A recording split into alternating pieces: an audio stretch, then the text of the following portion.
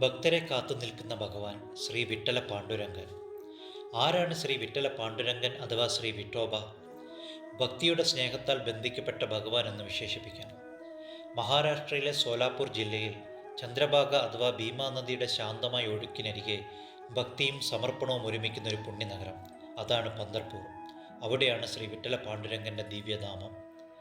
എങ്ങനെയാണ് ശ്രീകൃഷ്ണ ഭഗവാൻ പാണ്ഡുരംഗനായി പന്തർപൂരിൽ എത്തപ്പെട്ടത്? നമുക്ക് ആ ഐതിഹ്യത്തിലേക്കൊന്ന് പോകാം.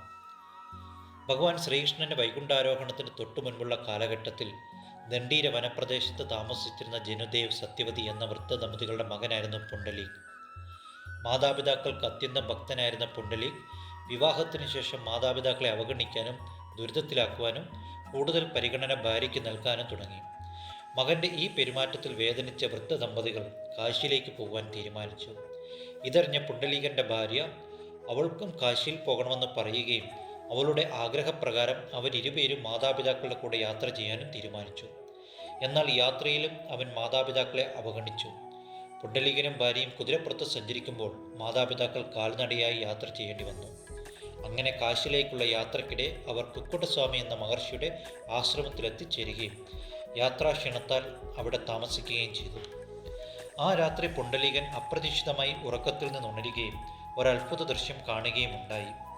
പ്രഭാതത്തിനു മുൻപായി മലിനവസ്ത്രങ്ങൾ ധരിച്ച ചില ദിവ്യ സ്ത്രീകൾ പ്രത്യക്ഷപ്പെടുകയും അവർ ആശ്രമത്തിൽ പ്രവേശിച്ച് നിലം വൃത്തിയാക്കുക, ജലം കൊണ്ടുവരിക, വസ്ത്രം അലക്കുക, അങ്ങനെയുള്ള എല്ലാ ജോലികളും തീർത്ത ശേഷം പ്രാർത്ഥനാ മുറിയിലേക്ക് കയറുകയും പ്രാർത്ഥന കഴിഞ്ഞ് പുറത്തു വന്നപ്പോൾ അവരുടെ മലിന വസ്ത്രങ്ങൾ പൂർണ്ണമായും ശുദ്ധമാകുകയും അവർ വന്നതുപോലെ അപ്രത്യക്ഷരാകുകയും ചെയ്തു. ഇതൊക്കെ കണ്ട് അത്ഭുതപ്പെട്ട പുണ്ടലീകൻ അതെന്താണ് മനസ്സിലാക്കാൻ അടുത്ത രാത്രിയും ഉണർന്നിരുന്നു.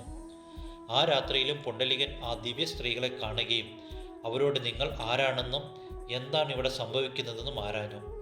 ഞങ്ങൾ ഗംഗ, യമുന തുടങ്ങിയ പുണ്യനദികളാണെന്നും ജനങ്ങൾ നദീജലത്തിൽ സ്നാനം ചെയ്ത് പാപങ്ങൾ കഴുകിക്കളയുന്നതിനാലാണ് ഞങ്ങളുടെ വസ്ത്രങ്ങൾ മലിനമാകുന്നതെന്നും ഇവിടെ മഹർഷിയുടെ ആശ്രമസേവ ചെയ്ത് ആ മാലിന്യങ്ങൾ മാറ്റി ശുദ്ധമാകുന്നതാണെന്നും മറുപടി പറഞ്ഞു. അതോടൊപ്പം മാതാപിതാക്കളെ ദുരിതത്തിലാക്കുന്നതാണ് ഏറ്റവും വലിയ പാപമെന്നും പറഞ്ഞു. പുണ്യനദികൾ ഈ വാക്കുകൾ പുണ്ടലീകന്റെ ഹൃദയത്തിൽ തട്ടപ്പെട്ടു. അവൻ തെറ്റുകൾ തിരിച്ചറിഞ്ഞ് ജീവിതം മുഴുവൻ മാതാപിതാക്കൾക്കായി അർപ്പിക്കാൻ തീരുമാനിക്കുകയും അവരെയും കൂട്ടി തൻ്റെ ഭവനത്തിൽ എത്തിച്ചേരുകയും അവരുടെ സേവനത്തിൽ പൂർണ്ണ സമർപ്പണം ചെയ്ത് ജീവിച്ചു പോരുകയും ചെയ്തു. പുണ്ടലീകന്റെ മാതൃപ്രതു ഭക്തിയെയും ധർമ്മത്തെയും കുറിച്ച് കേട്ടറിഞ്ഞ ദ്വാരകാപതിയായ ശ്രീകൃഷ്ണ ഭഗവാൻ പുണ്ടലീകനെ നേരിട്ട് കാണാൻ തീരുമാനിക്കുകയും പുണ്ടലീകന്റെ ഭവനത്തിൽ രുക്മിണി സമേതനായി എത്തുകയും ചെയ്തു.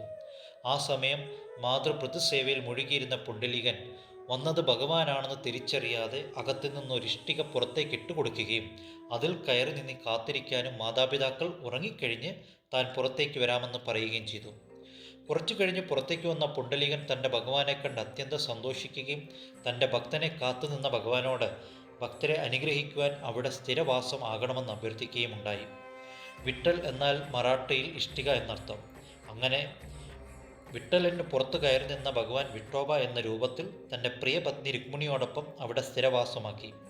പുണ്ടലീകൻ്റെ ആഗ്രഹം സഫലീകരിച്ചു. പന്തർപൂരിലെ വിട്ടോബയ്ക്കുള്ള പ്രത്യേകത എന്തെന്നാൽ ഭഗവാൻ അവിടെ ഇരു കൈകളും അരയിൽ വെച്ച് ഇഷ്ടികപ്പുറത്ത് നിന്ന് തൻ്റെ ഭക്തരെ കാത്തു നിൽക്കുന്ന ഭാവത്തിലാണ് പ്രതിഷ്ഠ. ഇതേ ഭാവത്തിൽ തന്നെയാണ് രുക്മിണി ദേവിയുടെയും പ്രതിഷ്ഠ. ആഷാഢ ഏകാദശി, കാർത്തിക ഏകാദശി എന്നിവയാണ് പ്രധാനമായും അവിടെ ആഘോഷിക്കപ്പെടുന്നത്. ഇതിൽ ആഷാഢ ഏകാദശിയാണ് അതിപ്രധാനം. ലക്ഷക്കണക്കിന് ഭക്തർ ആഷാഢ ഏകാദശിക്ക് കാൽനടയായി മഹാരാഷ്ട്രയുടെ പല ഭാഗത്തു നിന്നും പന്തർപൂരിൽ എത്തിച്ചേരുന്നു. ഇതിനെ വാർക്കാരി എന്നും പറയുന്നു. വാരി എന്നത് മറാഠിയിൽ തീർത്ഥയാത്ര എന്നർത്ഥം. ഇങ്ങനെ തീർത്ഥാടനം ചെയ്യുന്ന ഭക്തരെ വാർക്കാരികൾ എന്ന് വിളിക്കുന്നു. ഭജനകളും അഭംഗുകളും പാടിക്കൊണ്ടാണ് ഈ യാത്ര.